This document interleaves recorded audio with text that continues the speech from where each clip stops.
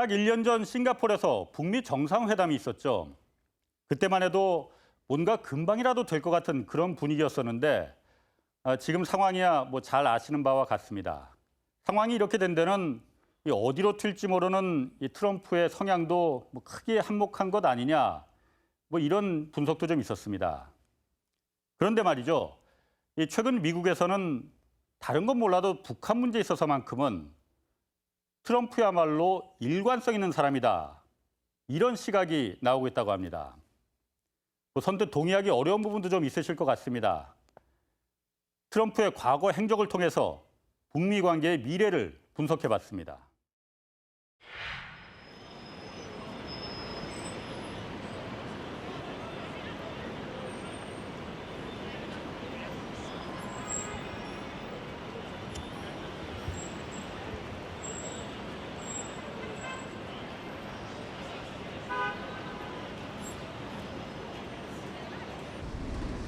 트럼프는 도대체 무슨 생각으로 이러는 걸까?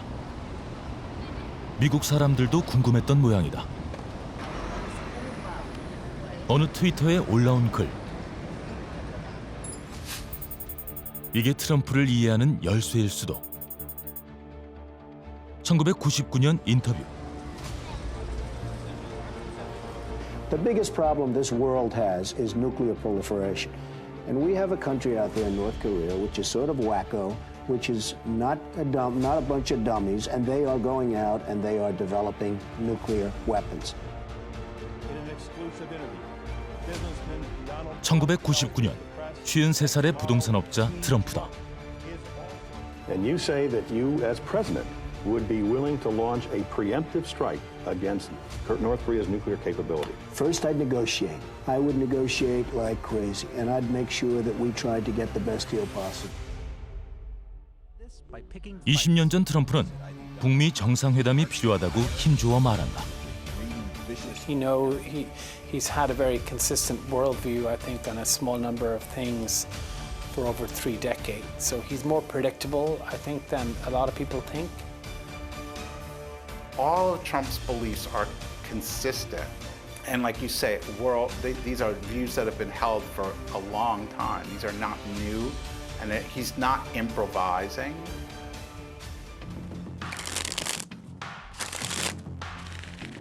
트럼프는 정말 일관성이 있을까? 시사기획창은 국내외 전문가들의 도움을 받아 비핵화 협상의 제1변수, 트럼프를 재구성해보기로 했다.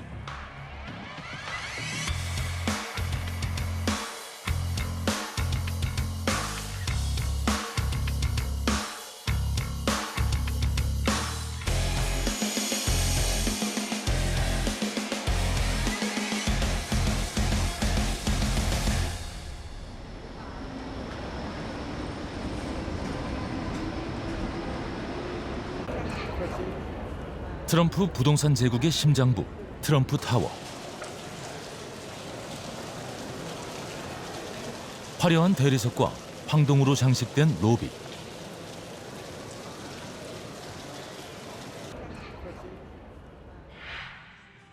(4년) 전 트럼프가 대선 출마를 선언했던 곳이다.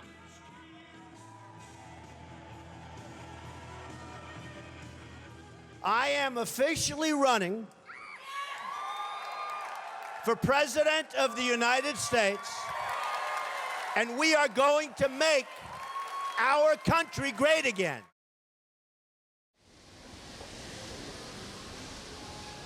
가게에선 트럼프와 관련된 온갖 기념품들을 팔고 있다.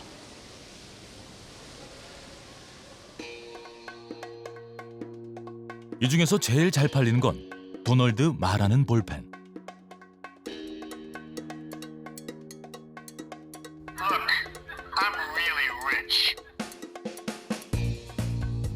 머리를 누르면 실제 트럼프의 목소리 8가지가 흘러나온다.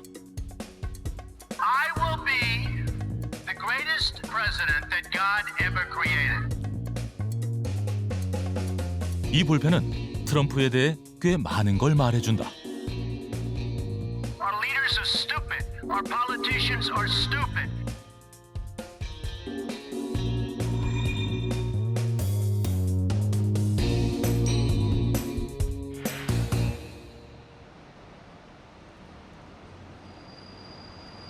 트럼프의 외교 정책은 32년 전으로 거슬러 올라간다.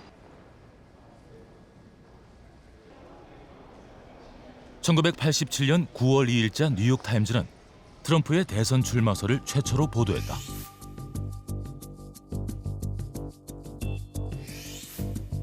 당시 트럼프의 나이 41살이었다.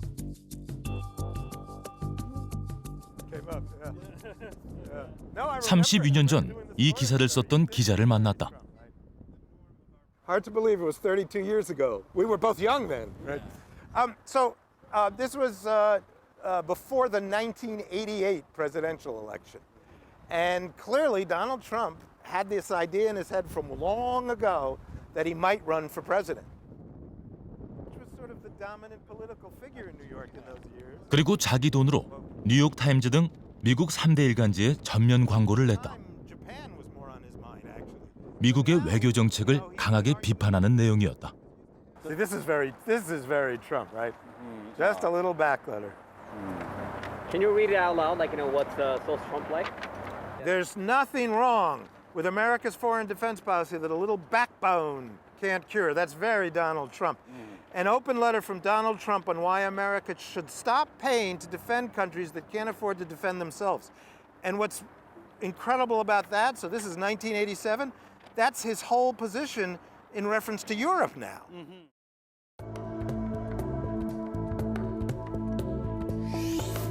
미국 국민들에게로 시작하는 편지. 일본 같은 나라들이 수십 년 동안 미국을 이용해 먹고 있다고 비난한다. 그런데도 미국은 이런 부자 나라들을 공짜로 지켜주고 있다. 세계가 미국 정치인들을 비웃고 있다고 썼다. And of course, there's a lot of similarities between that letter and what he says today. So he uses many of the same terms. Allies are taking advantage of America. The world is laughing at us. Our leaders don't know how to negotiate. Those are all parts of that 1987 letter.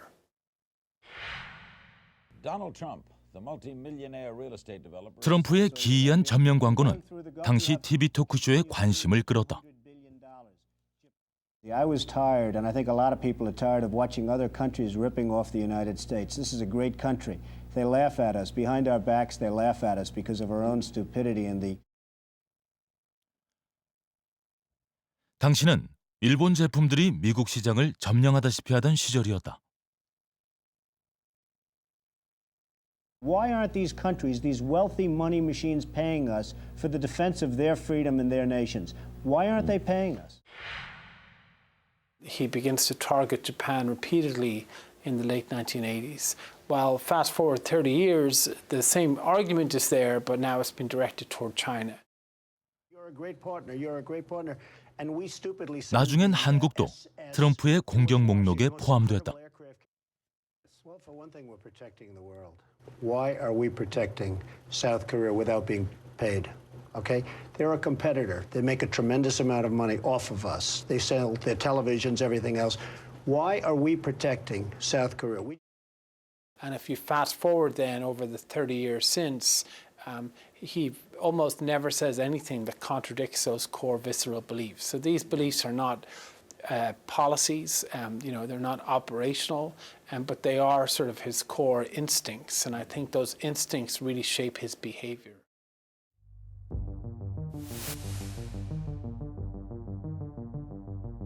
They're laughing at us. They are laughing at us.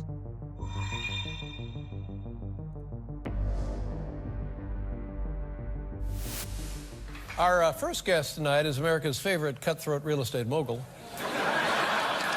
Ladies and gentlemen, please welcome Donald Trump. Oh, Donald!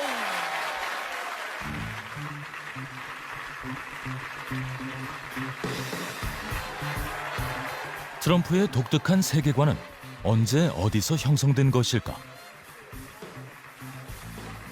6년 전 토크쇼에 출연한 트럼프. 어린 시절에 대한 이야기도 털어놓는다. When you were a kid, what kind of a kid were you? Were you like you said, your dad was tough? Did you get good grades? Did you go to school? I was a good student, but I was a brat. No question about that. There's truth to that. But if you're smart, you can stay away. You have to stay away. 그리고 중고등학교 때 시절 이야기로 넘어간다. about 3 years ago. I was a little bratty, I guess, but I went to a military academy, New York Military Academy, and we had people at that school that were rough. They had a lot of staff sergeants. And, you know, those days, if you were out of line, it was fists. It was tough. And I'll never forget, the first time I went to New York Military Academy, I started speaking back to one of them, and it was not a pleasant experience. And you know what? I didn't do it anymore. Right. But you're still a little bratty. I think so. Yeah. I think so. I think we can all agree. I think so.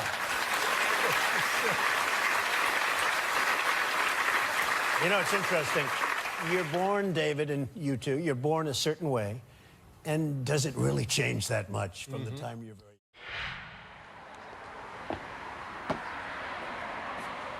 뉴욕 군사학교에선 무슨 일들이 있었던 걸까?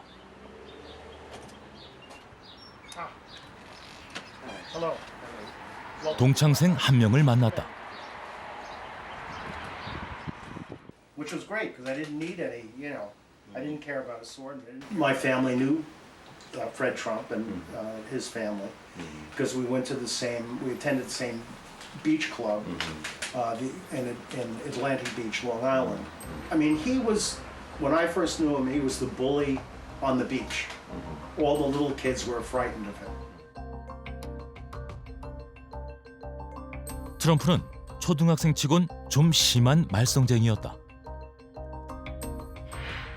Donald Trump got into a lot of trouble in his elementary school. Donald had a collection of switchblade knives that he would menace people with. When he discovered that this embarrassed his father a great deal, because his father, he decided that it was time to get some kind of school that would train him, would stop him from doing this. So he discovered the New York Military Academy.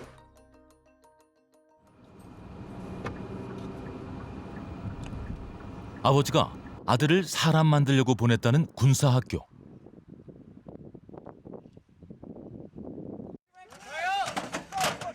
중고등학생들이 군대식 합숙 생활을 하는 사립학교다.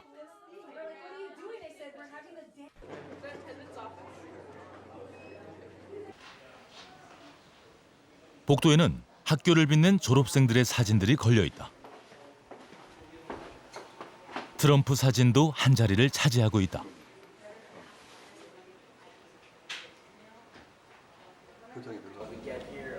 그러나 이 학교의 영웅은 따로 있다. 전설적인 교관 테드 두바이어스.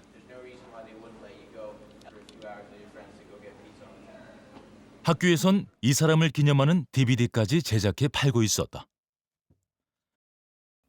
In the 125-year history of New York Military Academy, no individual had a greater impact on the lives of as many young men and women.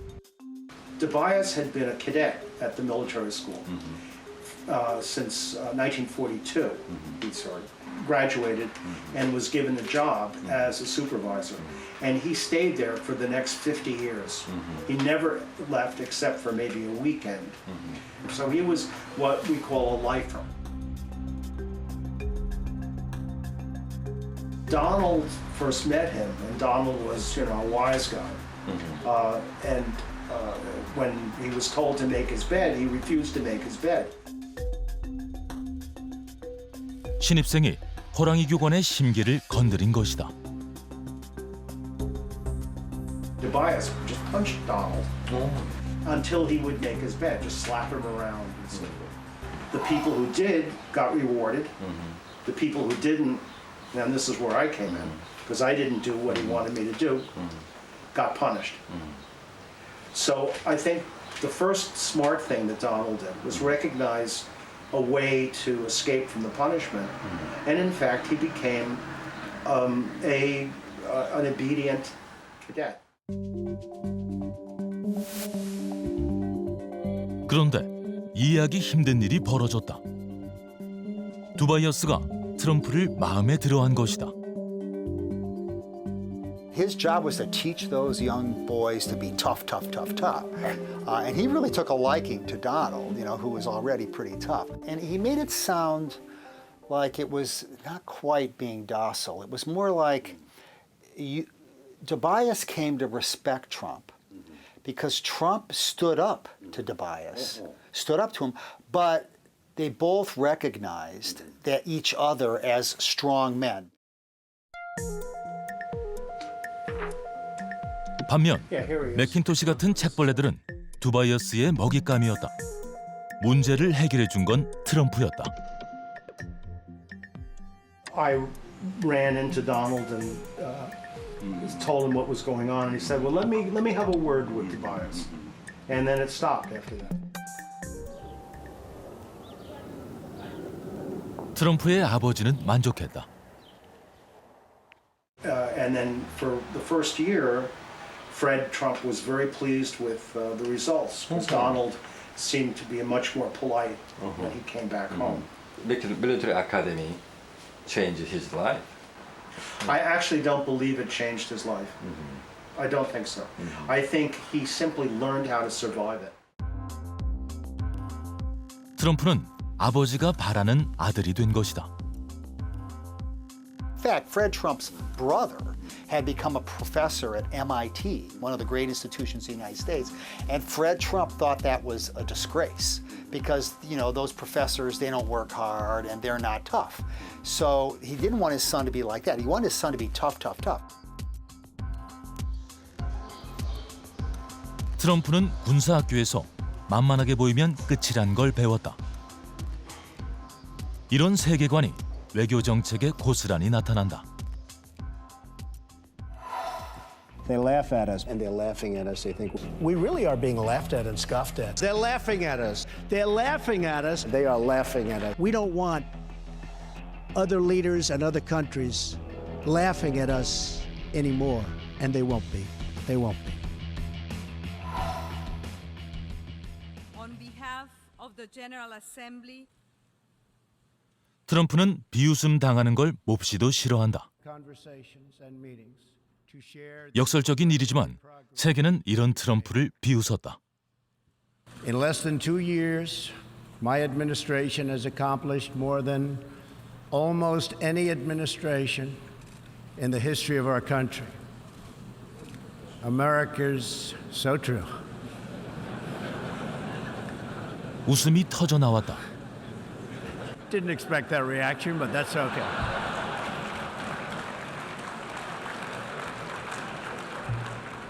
당혹스러움을 애써 감추는 트럼프. 하지만 굴하지 않고 자신의 외교 정책 소신을 밝힌다. We defend many of these nations for nothing, and then they take advantage of us by giving us high oil prices. Not good. 32년 전 뉴욕 타임즈에 냈던 전면 광고와 다르지 않다. 미국을 상대로 엄청난 무역 흑자를 내고 있는 나라들에 대해선 나를 세운다. We will no longer tolerate such abuse. We will not allow our workers to be victimized. 유일한 예외가 있다면 북한의 김정은 위원장이다. I would like to thank Chairman Kim for his courage and for the steps he has taken. He thinks Mr. Kim is a wonderful person. And I think Mr. Kim and Mr. Trump, I mean, they're cut from the same cloth. In a way, you could say Tobias and Trump is like President Kim and Trump. Okay, they're both strong men, right? They're both like strong, dominant forces. And so Trump respects men like that. 트럼프를 관찰해온 많은 미국 전문가들이 이런 시각에 동의하고 있다. Now, remember how the relationship started, where it was very acrimonious, and it was, okay, you want to start bullying me? Well, I'm a much, much bigger bully than you are. Rocket Man is on a suicide mission for himself and for his regime. 핵 단추가 내 사무실 책상 위에 항상 놓여 있다는 것. 이는 결코 위협이 아닌 현실임을 똑바로 알아야 합니다. Leaders' personalities affect how those variables, I wouldn't say determine, but shape the foreign policies of states. He respects people like Kim Jong-un because they have power. And he's like, well, look, the man has power. We have to deal with him, and he understands, you know. He's a narcissist too. They're both narcissists. So he has this idea that we can work together. 슈웰러 교수는 낙관적이다. I'm very hopeful we will get an agreement. I think we will get an agreement because ultimately, Kim Jong-un understands that. I still believe that there's good reason for North Korea to give up nuclear weapons. They're not doing anything for the regime. What good are nuclear weapons? The only reason they would be good is to perhaps, you know, if you feel that you're going to be attacked. I don't think the United States has any interest in attacking North Korea.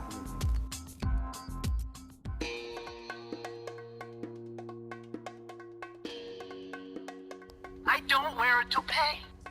It's my hair. I swear.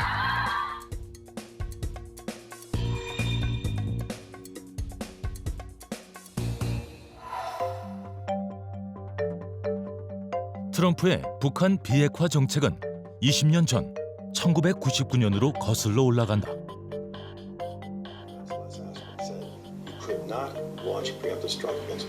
컴퓨터 화면에서 50대 남자의 목소리가 흘러나온다. 20년 전 트럼프다. 트럼프는 북한에 경수로를 지어주기로 한 클린턴 행정부의 제네바 합의를 강하게 비판한다. Tim, do you know that this country went out and gave them nuclear reactors, free fuel for 10 years? We virtually tried to bribe them into stopping, and they're continuing to do what they're doing, and they're laughing at us. They think we're a bunch of dummies. I'm saying that we have to do something to stop. Partial birth abortion. The eliminating of 북한이 핵무기를 개발해 미국을 위협할 거라고 말한다. I hate the concept of abortion. I hate it. Every one of them pointing to New York City, to Washington, and every one of our. Is that when you want to do it, or do you want to do something now? You better do it now. I think it's remarkably consistent. We have to deal with them. He was remarkably prescient and consistent. He forecast what would happen. We had years and years of American presidents who did nothing about this issue, absolutely did nothing.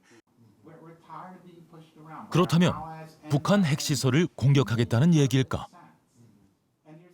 And you say that you, as president, would be willing to launch a preemptive strike against North Korea's nuclear capability. First, I'd negotiate. I would negotiate like crazy, and I'd make sure that we tried to get the best deal possible. 당장에 북미 정상회담을 하겠다는 트럼프. 그런데 왜 꼭 정상회담일까? If a man walks up to you in a street in Washington, because this doesn't happen, of course, in New York, but if a man walks up and puts a gun to your head and says, give me your money, wouldn't you rather know where he's coming from before he had the gun in his hand? I mean, we can talk about the economy, we can talk about Social Security, and they're not doing it because they're having fun doing it, they're doing it for a reason. 정상회담을 통해 북한이 핵 개발을 하는 진짜 이유를 들어봐야 한다는 20년 전 트럼프. 슈웰러 교수는 바로 이것이 트럼프가 1년 전 싱가포르 정상회담에 나선 이유라고 말한다. They are clearly not doing it for fun. I mean, there has got to be a strategic reason they're doing it. It may be regime survival. It may be to trade him as a bargaining chip. You know, it may be simply that they do not believe the U.S. is not going to try regime change.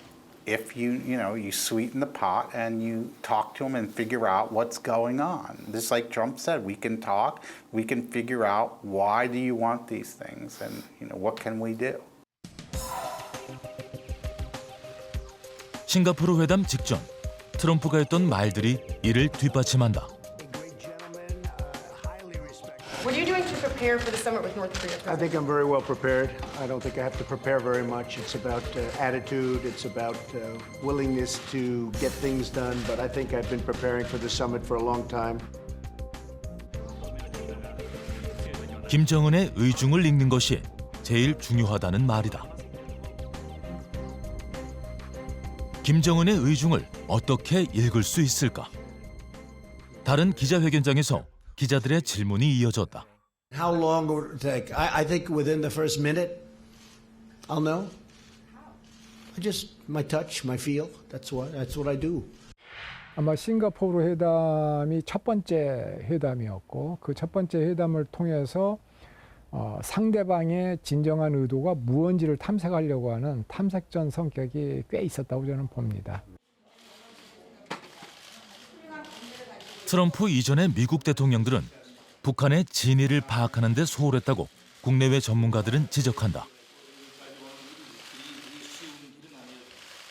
역지사지에서 북한의 입장에서 왜 그 많은 비용을 지불해 가면서 핵을 개발하려고 저렇게 노력을 할까라고 하는 그 원인, 근본적인 원인에 대한 파악 노력이라고 할까? 이게 부족했다고 봅니다.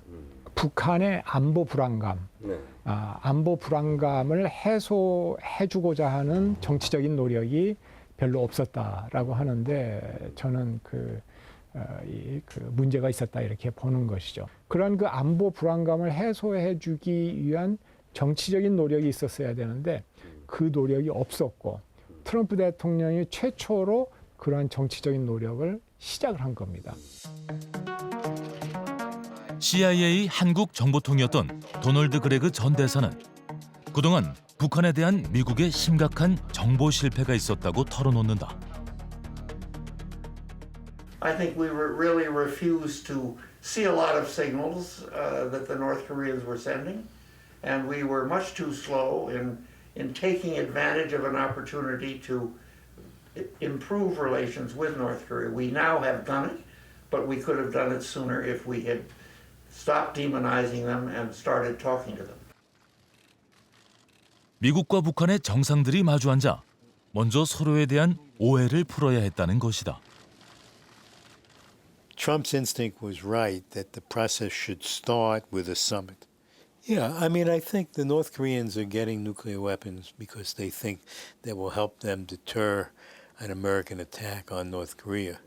Paradoxically, the only reason the United States would consider an attack on North Korea is because they have nuclear weapons. So I think there's this misunderstanding but given the great disagreements and misunderstandings between the two countries, I think a summit to start the process was the right way to go.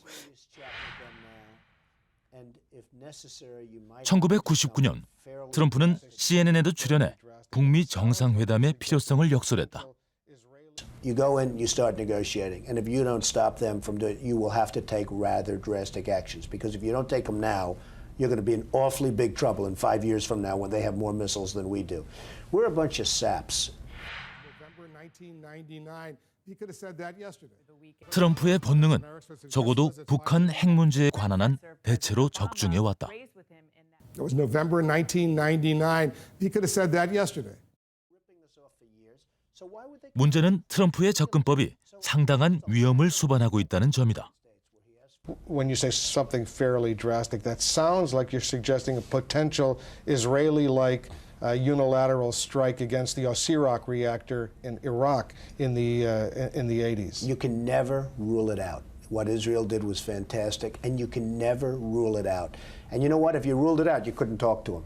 Why would they?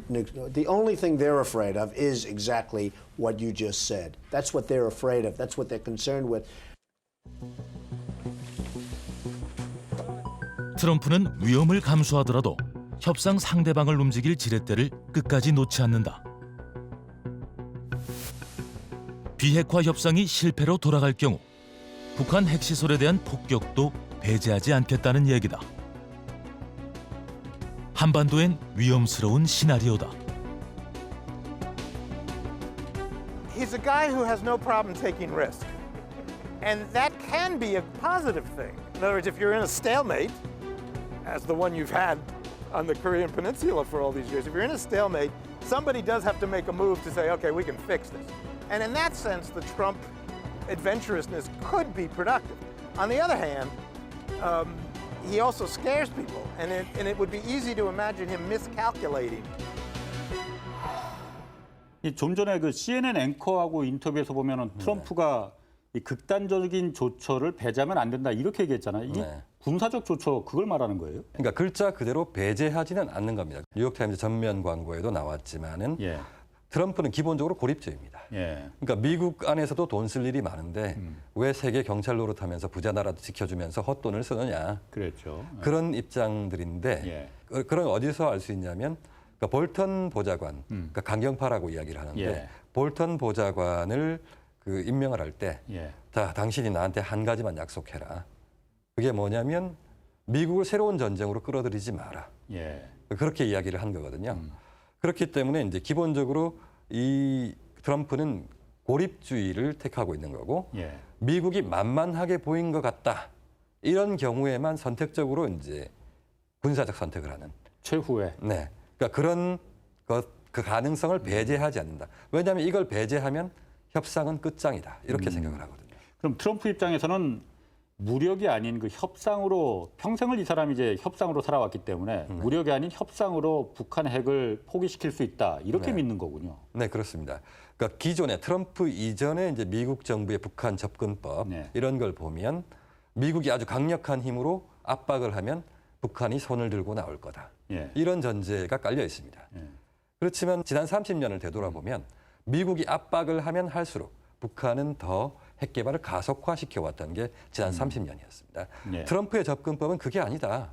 북한이 도대체 왜 핵을 가지려고 하는지 그 이유를 알아야 될 거 아니냐. 북한이 불안해하는 게 있으면 그 불안한 거를 해소를 해주면 핵을 포기하지 않겠느냐. 이런 식의 접근법으로 이제 전환을 한 거죠. 그게 바로 이제 1년 전에 있었던 싱가포르 정상회담이라고 할 수 있습니다. 실제로 위면 합의가 있었습니다. 그게 뭐냐면 한미 군사연합 훈련 중단, 그다음에 연락사무소, 세 번째가 종전선언입니다. 그래서 근데 한 개는 이제 발설을 했죠. 기자회견에서 우리하고 얘기하지도 않고 군사훈련 취소를 얘기를 했죠. We will be stopping the war games, which will save us a tremendous amount of money, unless and until we see that the future negotiation is not going along like it should. But we'll be saving a tremendous amount of money. Plus, I think it's very provocative.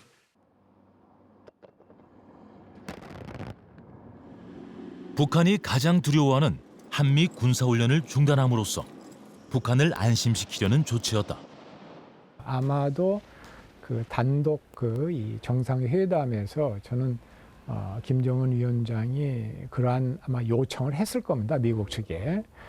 그리고 그거를 트럼프 대통령이 긍정적으로 수용을 했다고 보는 것이죠. 그럼으로써 북한에 대해서 긍정적인 시그널을 보내고 상호 간의 신뢰를 높이는 그런 어떤 이니셔티브를 취했다. 이렇게 저는 보고 있죠. 트럼프가 지금 하고 있는 것은 한마디로 이야기하면 북한을 안심시키는 겁니다. 그러니까 핵을 포기해도 안전하다. 핵을 포기해도 경제 발전을 할 수 있다. 이걸 계속해서 안심시키는 거죠. 이번 얼마 전에 이제 미사일을 쏘지 않았습니까, 북한이? 그렇죠. 그랬는데 볼턴 보좌관이 이거는 탄도 미사일이다. 제재 위반이다. 이렇게 얘기하니까 트럼프가 그거 아니다. 그거 상관없는 거다. 별거 아니다라고 얘기했죠. 그건 별거 아닌 거고 또 그 이야기를 합니다. 북한은 핵만 포기하면 부자가 될 수 있다. 우리는 북한의 정권 교체를 시도하지 않을 거다. 그러니까 북한을 안심시켜야지 북한이 핵을 포기할 수 있다. 싱가포르는 그렇다 치더라도 그 이후에 이제 올 초에 있었던 하노이 회담은 결렬이 됐잖아요. 사실 싱가포르 회담이 있은 직후에 하노이 회담에서 뭔가 가시적인 성과, 결실이 나올 거라고 사실 다들 기대했지 않습니까? 저도 그랬고요. 근데 그게 결렬됐단 말이에요. 이것도 그러면은 트럼프 대통령의 어떤 그 일관성과 연결된다 이렇게 볼 수 있는 거예요? 트럼프가 요즘 계속 반복해서 하는 이야기들을 들어보면 나는 서두르지 않는다. 싱가포르 회담이 탐색전이었다. 이렇게 보면 그리고 두 번째 하노이 회담은 서로가 서로의 패를 보여주는 거. 그러니까 영변 줄 테니까 제재를 완화하라. 뭐 이런 식의 어떤 패를 보여주는 건데 그 패가 안 맞았던 거죠. 그래서 안 맞아서 이제 결렬이 된 거고. 그렇지만 하노이에서 협상이 성사됐느냐 안 됐느냐 이게 중요한 게 아니고 자, 세 번째 회담에서 만나서 사인을 할 수 있느냐 못 하느냐 이게 더 중요한 거다. 그럼 어쨌든 그 트럼프의 일관성 있는 압박, 뭐 기다림 이런 부분이 좀 북한에게 뭐 쉽게 말해서 먹혀 들어가는 겁니까 지금 그러면은? 네. 그러니까 트럼프 대통령의 스타일은 항상 상대방을 움직일 지렛대 이거를 끝까지 안 놔주는 거죠. 그런데 북한을 움직일 지렛대는 뭐냐 이런 거를 저희가 좀 취재를 했습니다. 트럼프가 처음 북미 정상회담을 언급한 지 14년 뒤 트럼프는 북한을 움직일 지렛대를 찾아냈다. 6년 전인 2013년 부동산 사업가 트럼프는 이런 트윗을 날렸다.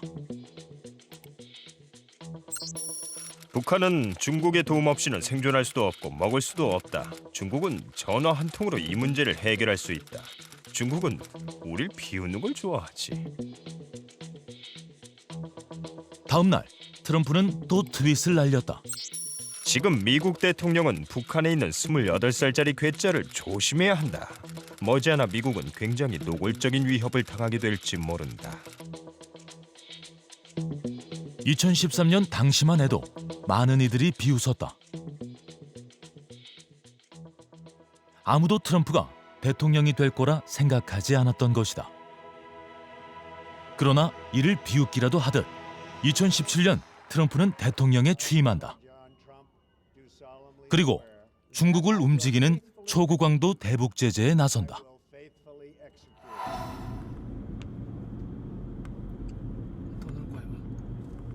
트럼프의 제재는 북한과 중국 국경지대의 풍경을 바꿔놓았다.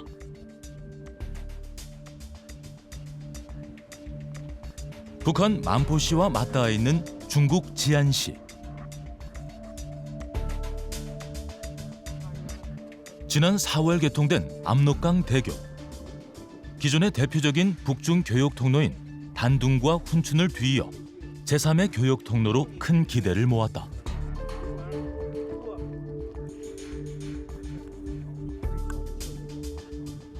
그러나 가끔씩 승합차 한 대가 오갈 뿐 화물차들은 눈에 띄지 않는다.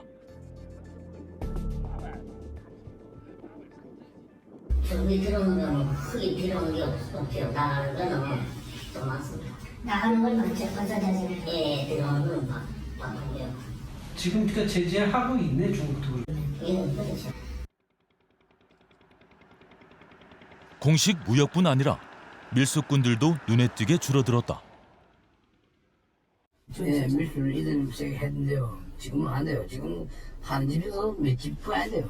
다 지금 밀수한 사람 다 한국가 없어요. 북한하고 물수하는 분들은 조선족이 많습니다. 그분들 입장에서는 언어가 가능해야 그게 가능했으니까요. 근데 그런 부분들이 다 없어짐으로써 그분들이 이제 한국에 와서 이제 한국에서 우리 지금 서울에는 그런 분들이 많지 않습니까? 그런 분들이 이제 한국으로 다 이주한 거죠.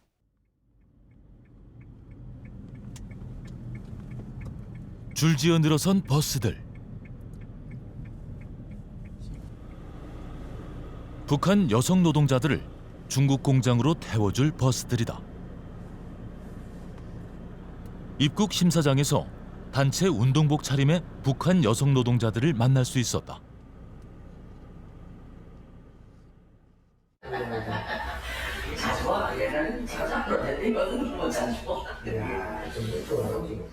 뭐가 자주 온다고?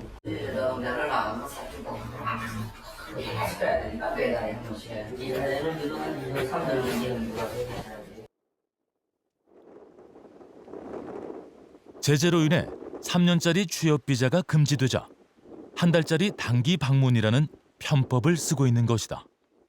길에서 우리 젊은 사람들 쓰는데 다시 말해서 우리 한 달에 한 번씩 일하니까 오히려 노동자들 생활을 더 자른단 말이에요. 자르서 일 못하니까. 있으니까 일 못하고 나가려면 못 나가고 또 사람들은 또 뭐라고 벌금이고. 미국이 세긴 세다는 말을 되풀이한다.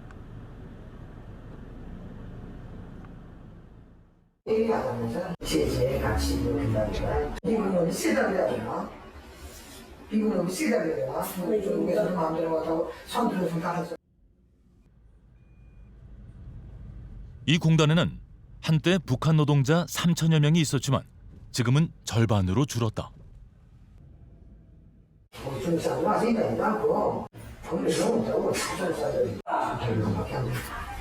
당사자가 가지는 건 얼마? 세금 받지 않습니까? 공사에서 세금은 간단히 않지만요. 25%는 뭐 하였는데 보통 10%가 세금이죠. 기존 25%인데 뭐 간단한 문제다. 제재 이전의 북한은 인력 송출을 통해 1년에 5억 달러를 벌어들여왔다. 이제는 다 옛날 얘기다. 현재는 뭐더 들어온 건 어렵습니다. 이분들이 지금 17년에 작년에 1월 달에 제재가 시행이 됐습니다.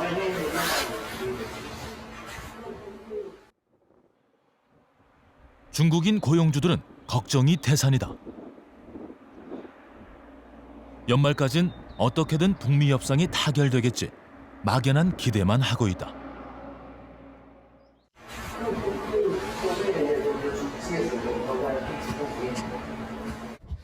한 2년 동안은 사실 제재가 됐다 그래도 계속 인력이 파견돼 있었습니다. 근데 올해 말이면 그게 종료됩니다. 더 이상 나오는 게 없습니다. 자원도 이제 시간이 지나면서 더 이상 수출 못하는 시간이 길어지지 않습니까?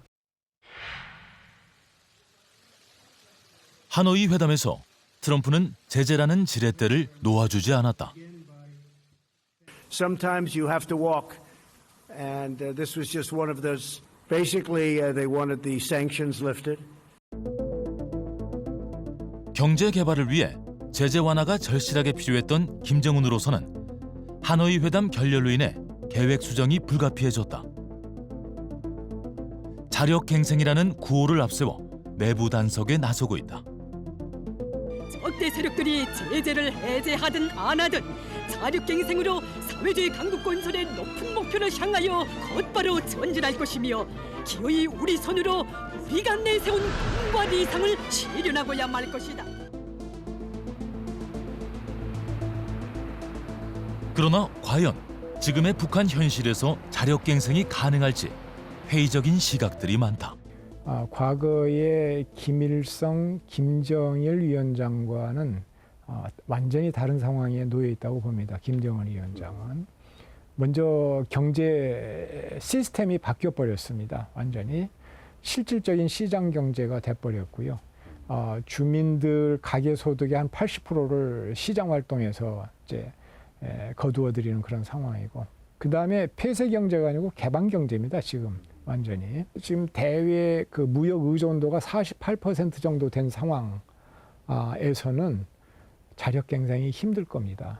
1990년대에 그 1차 고난의 행군 때 그때 이제 자력갱생을 뭐 했는데요. 어떤 의미에서 보면 지금 2차 자력갱생이 가능할까? 저는 훨씬 힘들어졌다고 봅니다. 그런데 중국에서는 이상한 흐름이 포착되고 있다.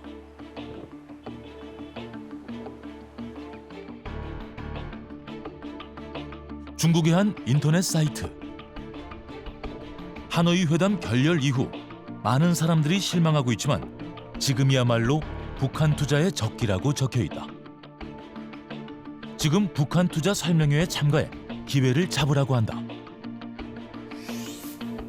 사이트 이름은 오늘의 조선. 대외 경제성 등 북한 외자유치 당국과 연결돼 있다고 명시돼 있다.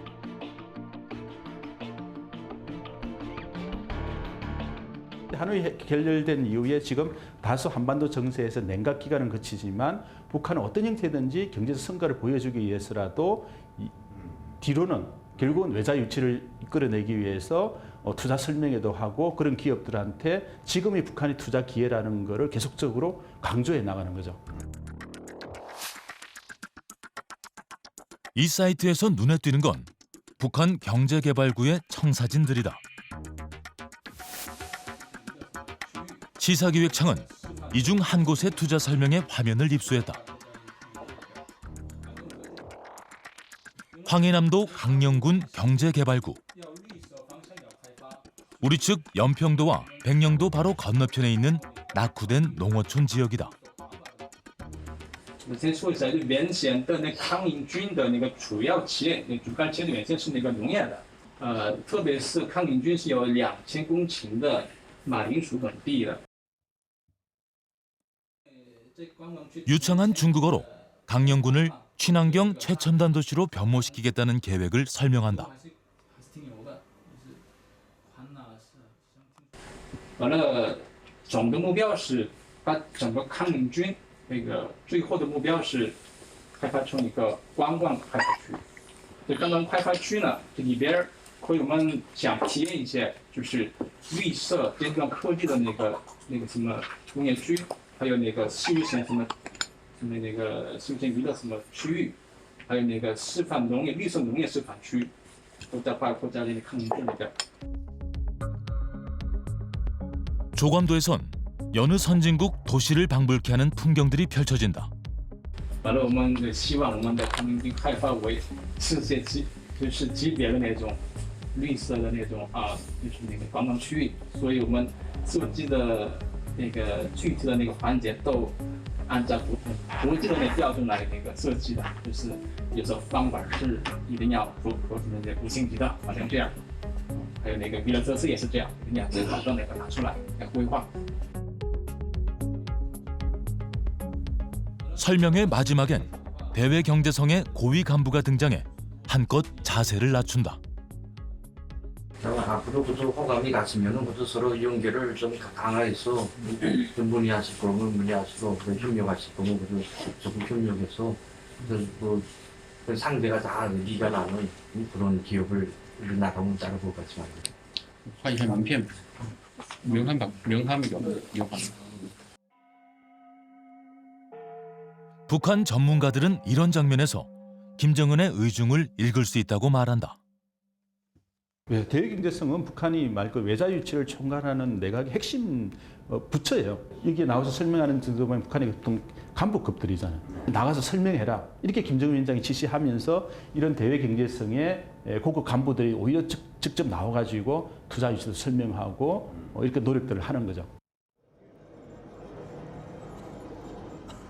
설명회가 끝나고 저녁에는 개별적인 접촉이 이어진다. 중국에서 오신 분들을 많이 초청하고 객단을 맞이하고 협의도 많이 했습니다. 그런데 지금적으로 이제 다 아시다시피 결과로 이루어지는 것은 그게 없었습니다. 그러니까 그저 기업가 같은 경우들이 어쩌다가 그저 한번 돌아보는 식으로 가시고 나면 남는 게 없어도 끝나고 아시지 않습니까? 버리는 게 되지 않아요. 제재가 문제지만 그래도 안 될 건 없다며 간곡하게 투자를 부탁한다. 나쁜 사람들은 제재도 있고 이런 것으로 해서 전율을 가지고 애를 겪고 있지만 그렇지만 이제 실제 우리가 하면서 느낀 거는 작지만 소중하게 여기고 시작한다면 이제라도 얼마든지 할 수 있구나 하는 걸 느꼈습니다. 있습니다. 그러니까 결코 제재를 한다고 해서 우리가 협조만 할 건 없다. 제재 국면에서도 더 이런 적극적인 외자 유치를 활동을 해야만이 내년도에 북한이 목표로 했던 경제 강국 진입에 대한 어느 정도의 조금이라도 성과를 만들어낼 수 있기 때문에 북한 경제의 절박함이 반영된 것이 아닌가. 자리가 길어지자 더 깊은 이야기도 흘러나온다. 앞으로 전기 자동차도 개발하겠다는 야심찬 구상까지 털어놓는다. 우리 이제 그 전기 자동차, 전기 자동차를 우리가 지금 이용하려고 이런 사업을 계획하고 있습니다. 그러니까 해외에 우리가 지금 전개하고 있는 기업들이 있습니다. 이제 4개 지역에 베이징, 신전, 신양, 그다음 단동 여기 우리 인원들이 한 개 기지씩 나가 있는데 여기 그저 보통 20명 내지 25명 정도의 인원들이 나가서 현재 지금 개발하고 있습니다. 이 모든 계획들이 자력갱생만으로는 불가능한 일들이다. 지금은 하노이 회담이 결렬된 이후에 북한 내부적으로 정비해야 될 시간도 필요하고 또 북한 입장에서도 일정한 새로운 전략을 짜야 되기 때문에 다소 냉각 기간은 거치지만 결국은 이러한 경제 문제 해결하기 위해서라도 일정한 시간이 지나면 다시 북한이 아마 저는 다시 대화 국면으로 나오지 않을까.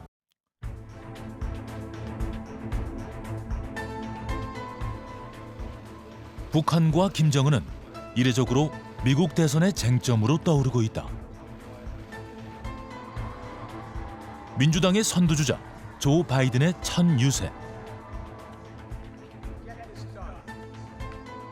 Are we a nation that embraces dictators and tyrants like Putin and Kim Jong-un? We don't, but Trump does. 북한 조선중앙통신은 성명에서 훈수, 속물 등 원색적인 용어를 동원해가며 바이든을 비난했다. 트럼프는 맞장구를 쳤다. Well, Kim Jong-un made a statement that Joe Biden is a low IQ individual. He probably is, based on his record. I think I agree with him on that. 트럼프는 여기서 한 발짝 더 나아갔다. 김정은이 바이든을 지능 낮은 사람이라고 불렀을 때 미소를 지었다. 나한테 신호를 보내는 걸까? 트럼프 자신도 끊임없이 김정은에게 신호를 보내고 있다. He is a very smart man. He gets it well. So I think that he is going to try at some point. I'm in no rush at all. 두 사람 다 대화 국면이 열릴 틈새를 찾고 있는 것이다.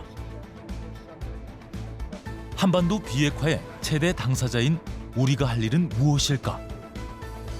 제가 보기엔 판은 안 깨질 거거든요. 북한도 깨지기를 원하지 않고 적어도 한 번은 더 해보겠다는 거고 트럼프도 이걸 아까 말씀드린 깰 생각이 없니다. 아무도 이 협상판이 깨지지를 않기를 원하고 있고 아무도 이번 해를 넘기지 않기를 원한다고 생각해요. 그렇다면 물밑에서 우리는 이것들을 이제 이 둘을 좁히기 위한 노력을 지금부터 해야 된다. 무려 70년의 세월을 대결해온 북한과 미국. 쌓이고 쌓였던 불신과 오해를 풀기 위한 첫걸음이 바로 싱가포르 회담이었다.